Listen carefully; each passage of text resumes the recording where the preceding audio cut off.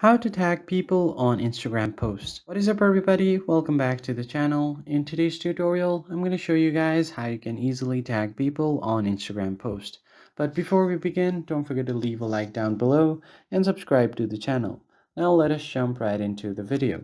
First thing you're going to do is open up your Instagram app and make sure that you are logged in.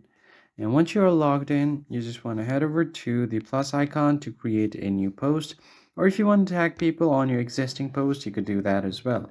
Head over to your profile section by tapping on it at the bottom right corner. Tap on any post where you'd like to add tags. So let's say if you want to add tag on this post, tap on the top right corner on the three dots and then tap on edit. Now you could just click on this tag people option, and from here you could just invite collaborators. Search for their username and it will be visible on your screen. So just search for them.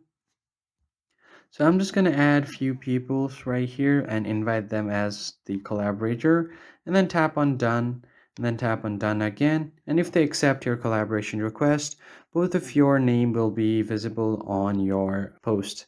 So that's pretty much it. I hope you found the tutorial helpful. I'll see you guys on the next video.